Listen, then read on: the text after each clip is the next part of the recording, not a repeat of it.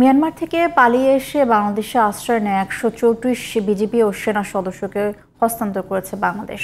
অপরদিকে মিয়ানমারের বিভিন্ন সময়ে কারাভোগের পর ৪৫ বাংলাদেশিকে ফেরত দিয়েছে মিয়ানমার। রোববার সকালে কক্সবাজার শহরের নুনিয়াছড়া বিআইডব্লিউটিএ জেটি ঘাটে এই প্রক্রিয়া শুরু হয়।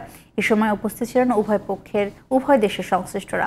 কক্সবাজার প্রতিনিধি ওমর ফারুক হিরোর রিপোর্ট, জানাচ্ছেন সিরাজুম মনিরা।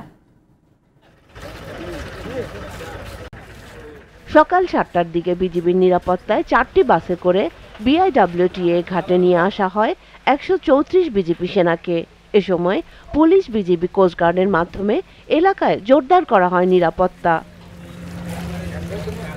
সকাল ১০টার দিকে দেশে ফেরেন মিয়ানমারে দীর্ঘদিন কারাভোগ করা ৪৫ বাংলাদেশি।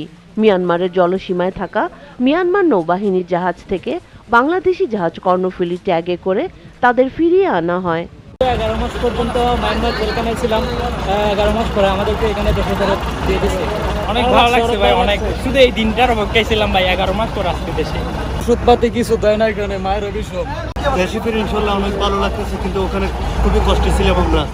বাংলাদেশে আশ্রয় নেওয়া মিয়ানমারের নাগরিকদের এবং মিয়ানমারে কারাভোগ করা বাংলাদেশিদের হস্তান্তর প্রক্রিয়া শেষ হয়েছে বলে জানান কক্সবাজারের অতিরিক্ত জেলা ম্যাজিস্ট্রেট।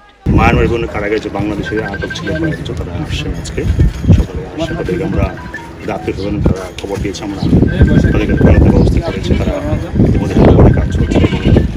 মায়ানমার থেকে এর আগে যারা বাংলাদেশে আশ্রয় নিয়েছিল সেনাবাহিনীর বিভিন্ন সদস্যরা তাদেরকে হ্যান্ড ওভার করে দিয়েছে। এর আগে 2 দফায় 25 এপ্রিল ও 15 ফেব্রুয়ারি 618 জনকে ফেরত পাঠানো হয়। একই সঙ্গে গত 25 এপ্রিল মিয়ানমার থেকে ফেরত আনা হয় আরও 173 বাংলাদেশিকে। Sirajum Monira, GTV news.